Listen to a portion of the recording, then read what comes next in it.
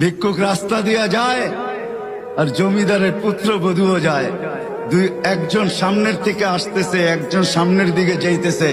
দুইজনের ক্রসিং এর সময় ভিক্ষুকের গায়ের কাদা জমিদারের পুত্রবধূর গায়ে লেগে গেছে। সে দুনিয়া আন্ধার করে ফেলছে, স্বামীকে ডাইকা নিয়ে আসছে, বলছে ভিক্ষুক আমার কাপড় নষ্ট করে দিছে। সে শুধু ভিক্ষুক ছিল না, বৃদ্ধ ছিল। বৃদ্ধ ছিল না শুধু, জীর্ণ ছিল, শীর্ণ ছিল। শরীরে কাপড় ছিল না, ফাটা চিরা কাপড় ছিল। পায়ে জুতা ছিল না, পেটে ভাত ছিল না। জমিদারের পুত্র সইতে পারে নাই, যৌবনী শক্তি সয় তো সয় কি কইরা তার স্ত্রীর গায়ে ভিক্ষুকের কাদা।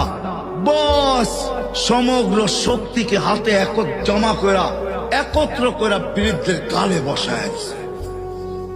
বৃদ্ধ কিচ্ছু বলে নাই, শুধু উপরের দিকে তাকায় দুই তিনটা শব্দ উচ্চারণ করছেন।